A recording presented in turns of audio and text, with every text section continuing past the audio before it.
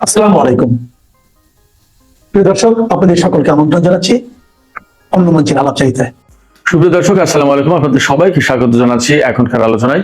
আপনাদের সঙ্গে আছি আমি সিরাজুল ইসলাম, আর আপনারা আছেন টক উইথ সিরাজের সাথে। দর্শক, চলুন আমরা আজকের আলোচনা শুরু করি। আজকের আলোচনার প্রথম যে বিষয়টা এখানে টানবো সেটা হচ্ছে, দুপুরের ভিডিওতে আমি বলেছিলাম যে ইরান কি কি ক্ষয়ক্ষতি করেছে মার্কিন বাহিনীর মধ্যপ্রাচ্য অঞ্চলে, তার একটা তালিকা দিয়েছিলাম। এখন তালিকা দেব ইরানের হাতে এই যে ক্ষয়ক্ষতি হলো তার মূল্য কত। ইরান বলছে 2600 কোটি ডলারের 2600 কোটি ডলারের ক্ষতি হয়েছে। কোনটার মূল্য কত সেটার একটা মোটামুটি তথ্য আমি আপনাদেরকে এখানে দেওয়ার চেষ্টা করব। আর এই যে ইরান এবং আমেরিকার মধ্যে গত 2 দিন ধরে যুদ্ধ বন্ধ রয়েছে, এই যুদ্ধ বন্ধ থাকার মানে কি? যুদ্ধটা কি আসলে স্থায়ীভাবে বন্ধ হতে যাচ্ছে কিনা, নাকি আবার যুদ্ধ শুরু হবে? আর যদি স্থায়ীভাবে যুদ্ধ বন্ধ হয় তাহলে কোন ঘটনা এর পেছনে কাজ করছে?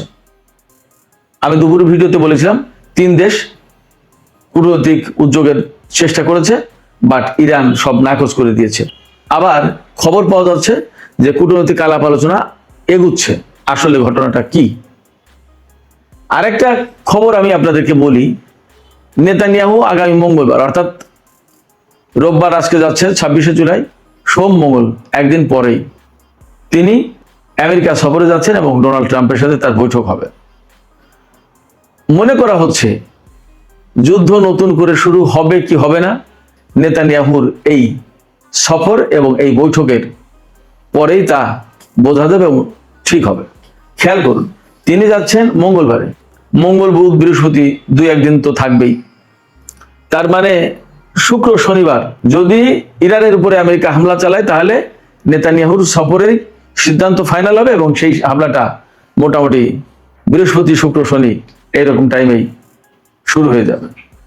আমেরিকার মার্কেট বন্ধ হওয়া দরকার, শুধু বড় হামলা চালাবে, কিন্তু হামলা আসলে চালাবে কিনা সেটা প্রশ্ন। এদিকে ইরান বলছে তাদের ক্ষেপণাস্ত্রে এমন ওয়ারহেড বসানো আছে, যে ওয়ারহেড বসানোর কারণে তাদের এই ক্ষেপণাস্ত্রকে এখন বড় কোনো প্রযুক্তি শনাক্ত করতে পারবে না এবং আটকাতে পারবে না। তার মানে কি? তার মানে এখন ইরানের ক্ষেপণাস্ত্র আরো বেশি অপ্রতিরোধ্য হয়ে গেল। তার নমুনা সম্ভবত আমরা জর্দান, কুয়েত, বাহরাইন বিভিন্ন জায়গায় দেখলাম গত কিছুদিন।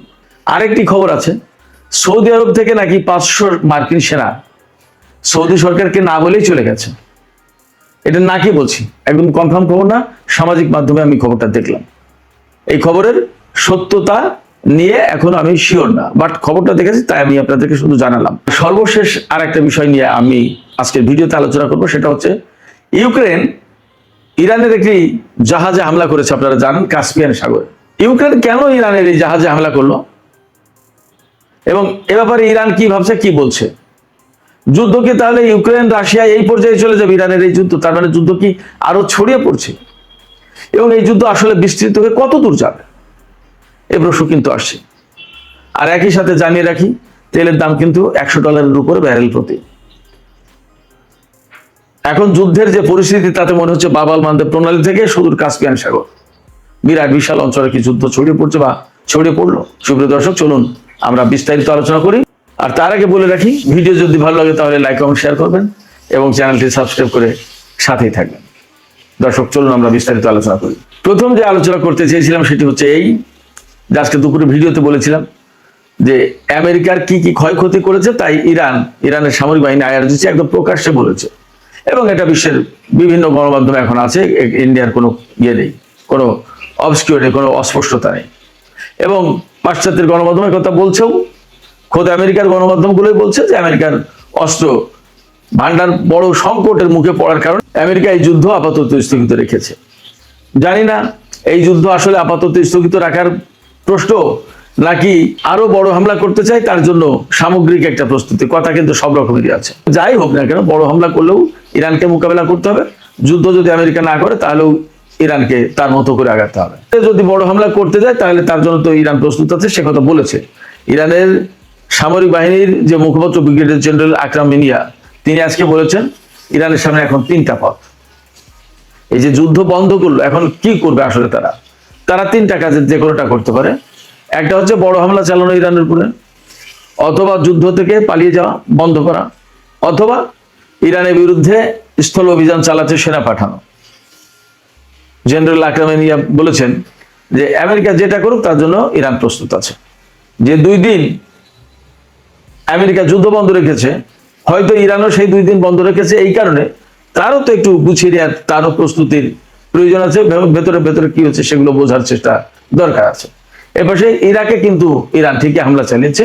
ইরাকের এরবিল এলাকায় মার্কিন যে সমস্ত স্থাপনা, যে সমস্ত অস্ত্র মোতায়েন ছিল বা যে সমস্ত ঘাঁটি, ওখানে প্রচুর গোয়েন্দা ঘাঁটি এবং প্রশিক্ষণ কেন্দ্র অনেক কিছু আছে।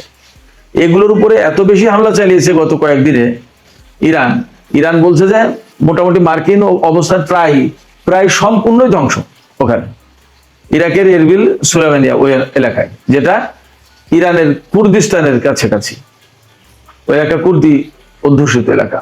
তবে বাস্তব যে কথা সেটা হচ্ছে যে আসলে মধ্যপ্রাচ্যে আমেরিকা ভীষণ চাপের মুখে, প্রচন্ড প্রতিরোধের মুখে পড়ে তারা অনেক ক্ষতিগ্রস্ত হয়েছে এবং এখন তাদের সামনে এই সিদ্ধান্ত আসলে করবে কি, তারা এখান থেকে চলে যাবে, চলে গেলে বিরাট বিশাল অঞ্চল, বহু পরিকল্পনা, সমস্ত সবকিছু মার খেয়ে যায়। আর যদি না চলে যায় তাহলে তো ইরানের সাথে যুদ্ধ করতে হয়, কারণ যুদ্ধ শুরু করেছে তারা, শেষ না করলে কিভাবে কি করবে। আবার যদি বড় যুদ্ধ করতে যায় তাহলে ইরান তা মোকাবেলা করবে। আসলে তারা করবে কি, স্থলযুদ্ধ করতে গেলে ইরানের লোকজন তো বলছে যে পাঠাও সেনা, তাদের সাথে সাক্ষাৎ করার জন্য আমরা প্রস্তুত। তাহলে আসলে কি করবে, বিরাট সংকটের ভেতরে। এই সমস্ত বিষয়ের সলা পরামর্শই হবে। নেতানিয়াহু যাচ্ছেন মঙ্গলবার আমেরিকায়, এই বৈঠকে এই সমস্ত বিষয়ের সিদ্ধান্ত হবে এবং অনেকে আশঙ্কা করছেন যে নেতানিয়াহু গিয়ে ডোনাল্ড ট্রাম্পকে আবার এভাবেই পরামর্শ দেবেন, এইভাবেই তিনি চাপ সৃষ্টি করবেন যে আমেরিকা যাতে আবার ইরানের বিরুদ্ধে যুদ্ধ শুরু করে। এবং যেহেতু তিনি মঙ্গলবার যাচ্ছেন, আমি আগেই বলেছি, বুধ বৃহস্পতি এরপরে শুক্রবার মার্কিন বা পাশ্চাত্যের মার্কেটগুলো বন্ধ, ওইটা হলো যুদ্ধ শুরুর একটা মোক্ষম সময়। আলাপ পরামর্শ করে যদি যুদ্ধ শুরু হয় তাহলে এই সপ্তাহতেই হতে পারে, এমন একটা আশঙ্কার সম্ভাবনা যায় বলেন আছে। এখন আমরা একটু নজর দিই আজকে যে মধ্যপ্রাচ্যে মার্কিন সেনাদের কি কি ক্ষয়ক্ষতি হয়েছে তার যে তালিকা ফিরিস্তি তুলে ধরেছে ইরান। এর ডলারে দাম কত টাকার কত ডলারের ক্ষতি হলো, ক্ষয়ক্ষতির পরিমাণটা আগে ছিল তালিকা, এখন পরিমাণটা আমরা বোঝার চেষ্টা করি। আমি আগেই বলেছি, ইরান বলেছে যে তাদের হিসাবে অত্র অঞ্চলে আমেরিকার অন্তত 2600 কোটি ডলারের ক্ষয়ক্ষতি হয়েছে। এর ভিতরে মোটা দাগে কি কি, এয়ার ডিফেন্স এবং রাডার সিস্টেম, এ খাতে ক্ষতি হয়েছে 750 কোটি ডলার, 7.5 বিলিয়ন ডলার, 750 কোটি ডলার। লজিস্টিক্স, ওয়্যার হাউস অর্থাৎ গুদাম, অস্ত্রের গুদাম এবং অবকাঠামো, এই যে ক্ষয়ক্ষতি হয়েছে এই 3 খাতে, তার পরিমাণ হচ্ছে 6.8 বিলিয়ন ডলার, তার মানে 680 কোটি ডলার। এরপরে বিমান, ড্রোন এবং হেলিকপ্টার, এগুলোতে কি পরিমাণে ক্ষয়ক্ষতি হয়েছে, এখানে ক্ষয়ক্ষতি হয়েছে 3.5 বিলিয়ন ডলার, মানে 350 কোটি ডলার। আর কমান্ড সেন্টারে ক্ষয়ক্ষতি হয়েছে 2.8 বিলিয়ন, মানে 280 কোটি ডলার। আমেরিকা কল্পনাও করতে পারেনি যে তাদের এত মারাত্মক ক্ষয়ক্ষতি হবে। তারা তো প্ল্যান করেছিল, ভেবেছিল যে 2-3 দিনের ভিতরে ইরানের সরকার পরিবর্তন করে দেবে, অন্যরকম মজমাস্তি করে ডোনাল্ড ট্রাম্প একটা বীরের বেশে চীন সফরে যাবে, যে তোমার বন্ধু দোস্তকে একদম ধসিয়ে দিয়েছি। কিন্তু সেটা হয়নি এবং আর হবেও বলে মনে হচ্ছে না। বরং ইরান ঘোষণা দিল কি, যে তাদের কাছে এই রকম ক্ষেপণাস্ত্র আছে, তারা এমন ক্ষেপণাস্ত্র ডেভেলপ করেছে যে তাদের সেই ক্ষেপণাস্ত্র ওয়ারেডে এমন প্রযুক্তি ব্যবহার করা হয়েছে যে প্রযুক্তির কারণে কোনো প্রযুক্তি তাদের এই ক্ষেপণাস্ত্রকে শনাক্ত করতে পারবে না, শুট ডাউন করতে পারবে না। এদিকে সৌদি আরবের সাথে ইয়েমেনের হুতিদের কিন্তু যুদ্ধ সংঘাত চলছে, বেশ জটিল পরিস্থিতি সেখানে। সুপ্রিয় দর্শক, আরেকটি বিষয় বলেছিলাম, ইউক্রেন ইরানের একটি বাণিজ্যিক জাহাজে হামলা চালিয়েছে কাস্পিয়ান সাগরে। কাস্পিয়ান সাগর হচ্ছে ইরানের একেবারে উত্তরে কাস্পিয়ান সাগর, এটা বদ্ধ সাগর, বাংলাদেশের প্রায় ডাবল সাইজ যতদূর জানি, এবং বেশ গভীরতা আছে। রাশিয়ার সাথে এই কাস্পিয়ান সাগরের মধ্য দিয়ে সামরিক বলেন, রাজনৈতিক বলেন, বাণিজ্যিক বলেন, সব ধরনের লেনদেন চলে। ইউক্রেন যে জাহাজে হামলা চালিয়েছে, ইরান বলছে আমাদের বাণিজ্যিক জাহাজ, আর ইউক্রেন বলছে যে ইরান থেকে রাশিয়াতে ক্ষেপণাস্ত্র বা ড্রোন পাঠানো হয়, এইরকম একটা ড্রোন বা ক্ষেপণাস্ত্রবাহী জাহাজে হামলা চালিয়েছে তারা। ওই হামলায় একজন ইরানি নাবিক নিহত হয়েছেন এবং একজন আহত হয়েছেন। ইরান এ ব্যাপারে খুবই ক্ষিপ্ত হয়েছে, প্রচন্ড প্রতিবাদ জানিয়েছে এবং ইউক্রেনকে হুমকি দিয়েছে। আর ইরানে নিযুক্ত ইউক্রেনের যে রাষ্ট্রদূত তাকে তলব করেছে, তাকে শাসিয়েছে, তাকে বকাবকি করেছে বা গরম নজরে তার দিকে তাকিয়ে কথা বলেছে ইরান। এটা ঠিক করে এর প্রতিশোধ কিন্তু তোমাদেরকে নিতে হবে। তো ইরান কড়া হুঁশিয়ারি উচ্চারণ করে বলেছে যে ইউক্রেন এই যে হামলা চালালো ইরানের জাহাজে, এটা বিনা জবাবে বিনা শাস্তিতে ইউক্রেন পার পাবে না। এবং ইরান এও হুমকি দিয়েছে যে ইউক্রেন এই হামলা চালিয়ে এই যুদ্ধের পরিধি আরো অনেক বেশি বিস্তৃত করে তোলার ব্যবস্থাগুলো, মানে যুদ্ধ অনেক বেশি ছড়িয়ে দেওয়ার ব্যবস্থাগুলো, যুদ্ধ কিন্তু ছড়িয়ে যেতে পারে। এখন ইউক্রেন পরবর্তীতে আর কি ব্যবস্থা নেয় সেটা একটা দেখার বিষয়। এখানে প্রশ্ন আসতে পারে যে ইউক্রেন হঠাৎ করে এতদিন পরে ইরানের উপরে এখন কেন হামলা চালালো? এর একটা জবাব হতে পারে, আমেরিকা কিন্তু ইরানের সাথে 2 দিন যুদ্ধ বন্ধ রেখেছে। তার মানে যদি আমেরিকা ইরানের উপরে বড় ধরনের হামলা চালাতে চায় তাহলে তারা প্রস্তুতি নেওয়ার চেষ্টা করছে। এপাশে ইউক্রেনকে দিয়ে হামলা চালিয়ে ইরানকে এই দিকে ব্যস্ত রাখার চেষ্টা করছে এবং ওপাশে আমেরিকা নিজেরা নিজেদের মতো করে প্রস্তুত হবে, বড় যুদ্ধের জন্য একটা প্রস্তুতি নেবে এবং বড় যুদ্ধ হয়তো চালাবেও। এই জায়গায় ইরান কতটা টেকনিক্যালি এই বিষয়গুলো এই মুহূর্তে হ্যান্ডেল করতে পারে এবং কি করবে, অনেক কিছু হিসাব বিকাশ আছে। দেখা যাক, আমরা অপেক্ষায় থাকি, দেখি আসলে কি হতে যাচ্ছে, কি হয়।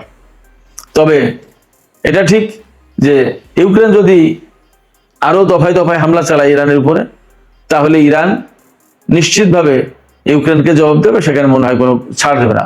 আর যে হামলা চালিয়েছে সেটার কি জবাব হয় সেটা একটা দেখার ব্যাপার। ইরান কিন্তু বলেছে বিনা শাস্তিতে বিনা জবাবে পার পাবে না ইউক্রেন। যদি এই যুদ্ধ অনেক বেশি মাত্রায় ছড়িয়ে পড়ে তাহলে কিন্তু এই যুদ্ধ ইউরোপের অনেক অঙ্গনে ছড়িয়ে পড়ার একটা আশঙ্কা থাকে এবং রাশিয়া, ইরান, ইউক্রেন এরকম একটা প্রেক্ষাপট চলে গেল, যুদ্ধের বহুমাত্রিকতা পেয়ে গেল। এই জায়গা থেকে ধীরে ধীরে ধীরে ধীরে আরো বড় পরিসরে যদি ছড়িয়ে যায় তাতেও কিন্তু অবাক হওয়ার কিছু থাকবে না। এর অনেক কিছু নির্ভর করছে ইউক্রেনের উপরে। সুপ্রিয় দর্শক, এখনকার আলোচনা এখানে শেষ করতে চাই। আলোচনা শেষের আগে আপনাদের কাছে জানতে চাই, আপনাদের মতামত বুঝতে চাই, শুনতে চাই। এই যে ইউক্রেন ইরানের বাণিজ্যিক জাহাজে হামলা চালালো এবং তাও কাস্পিয়ান সাগরে, হরমুজ প্রণালী, বাব-আল মানদেব প্রণালী, যেখানে দুটো ইরানের দক্ষিণে দুটো সাগর, গুরুত্বপূর্ণ তেল রুট, জ্বালানি রুট, বাণিজ্য রুট, এই দুটো রুট যখন কলাপস বন্ধ হয়ে গেছে তখন আরেকটা সাগরে এই যুদ্ধ টেনে আনতে যাচ্ছে কিনা ইউক্রেন। আপনাদের কি মনে হয় যে যুদ্ধবিরতি দিয়ে আমেরিকা ওপাশে নিজে নিজে গুছিয়ে নেওয়ার চেষ্টা করছে এবং ইউক্রেনের সাথে ইরানকে যুদ্ধে ব্যস্ত রাখার চেষ্টা করছে? এইরকম কোনো কৌশল আছে কিনা আপনাদের কি মনে হয়? আপনাদের মতামত জানিয়ে কমেন্টে লিখতে পারেন। আর ভিডিও ভালো লাগলে লাইক, কমেন্ট, শেয়ার করবেন এবং চ্যানেলটি সাবস্ক্রাইব করে সাথেই থাকবেন। দর্শক, এখনকার আলোচনা এখানে শেষ করছি। আপনারা সবাই অনেক অনেক ভালো থাকুন। আল্লাহ হাফেজ।